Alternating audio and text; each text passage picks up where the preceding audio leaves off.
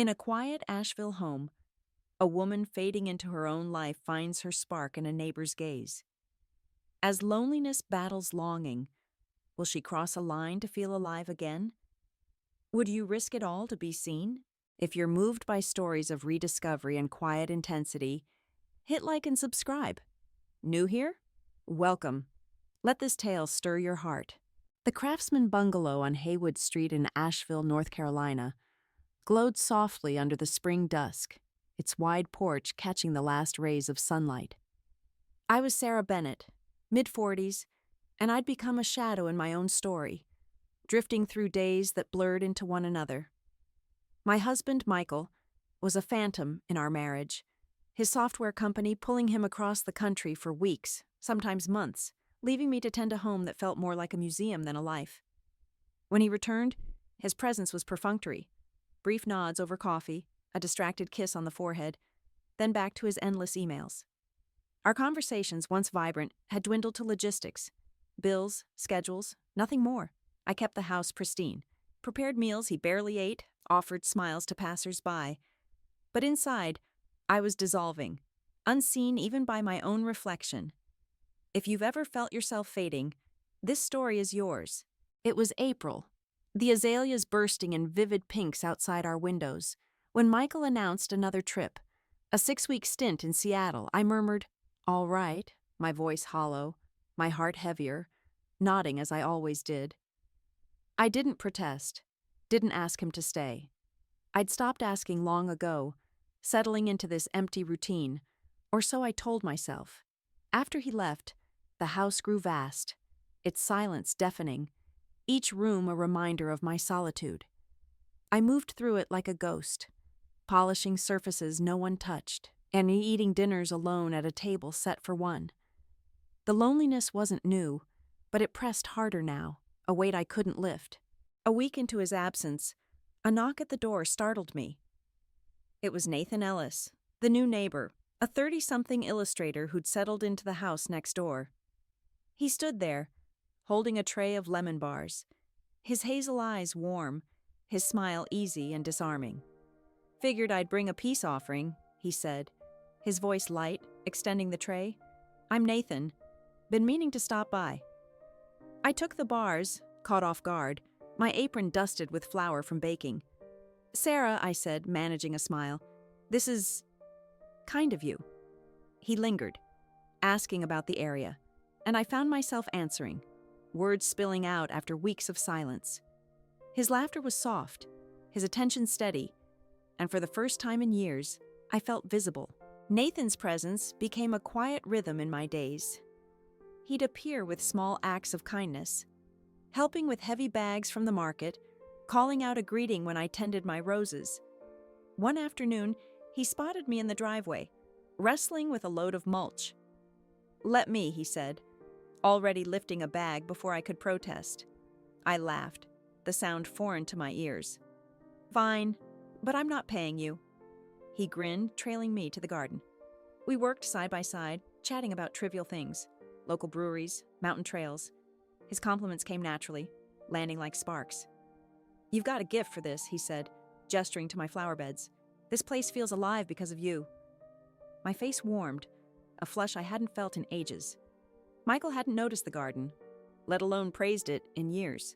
These moments deepened, weaving into something more. Nathan invited me for a walk one evening along the French Broad River, claiming he needed a local's perspective. I hesitated. Michael wouldn't care, but it felt strange to step out with someone new. Yet I went, craving the connection. Over the crunch of gravel, he asked about me. Not just pleasantries, but my past, my love for photography, abandoned when I prioritized Michael's ambitions. I hadn't spoken so freely in years, my words tumbling out, my pulse quickening. He listened, his gaze steady, absorbing every syllable. "You're remarkable, Sarah," he said softly, his voice earnest. "You could pick up a camera tomorrow and capture something extraordinary." I brushed it off, laughing.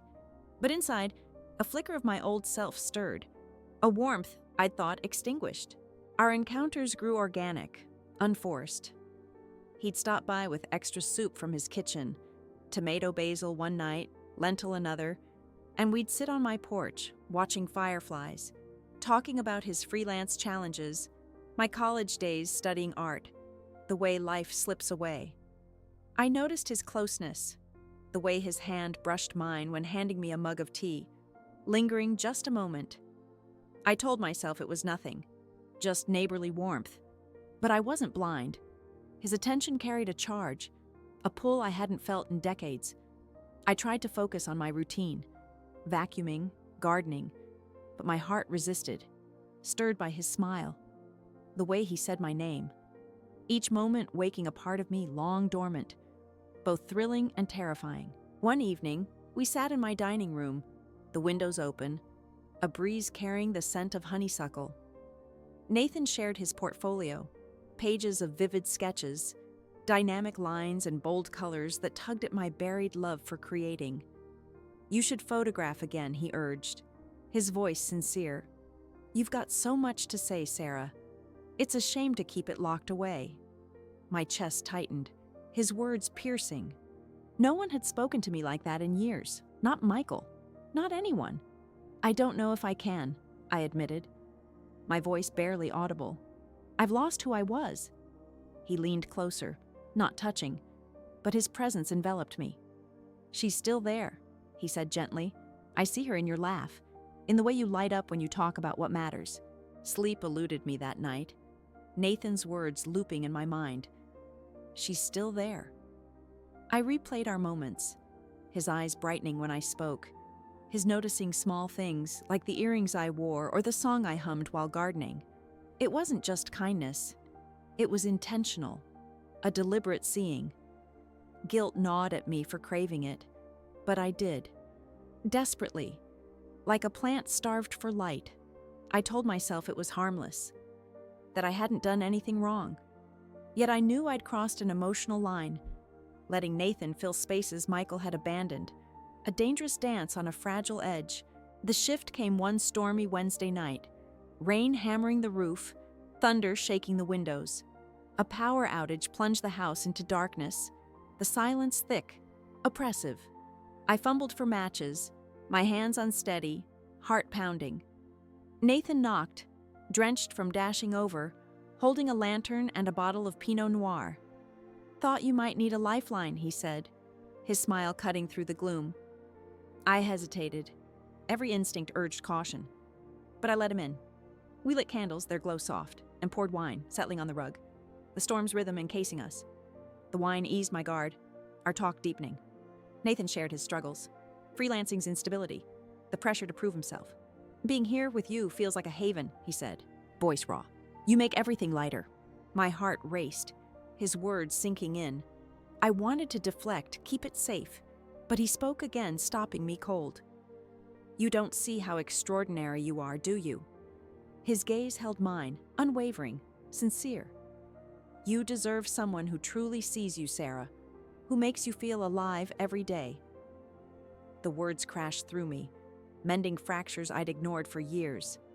I should have stopped him, set a boundary, but I didn't. I let them linger, feeding a hunger I'd suppressed, a need to be noticed after years of neglect. "I feel like I'm vanishing," I whispered, voice breaking, "like I'm nothing but a shadow here." Nathan reached for my hand, his touch light, grounding. "I see you," he said softly, his eyes anchoring me. For the first time in years, I wasn't invisible. His words filled the voids Michael had left. The moment stretched, heavy with possibility, a pull to lean closer, to let it become more. A thunderclap jolted me, and I stood, heart pounding, hands trembling. "I need to check the fuses," I mumbled, retreating to the hall. I gripped the wall, guilt and longing warring within. Nothing had happened, not physically, but I'd teetered on a precipice, a step I couldn't unmake. Guilt surged, not just for Michael, but for needing this so fiercely. I was married, bound by vows, even if they felt like shackles. I couldn't let this spiral further. The next morning, I avoided Nathan's eyes as we shared tea, his tone light, casual, but the tension was thick, unspoken. We didn't address the night before, but it loomed, a quiet weight.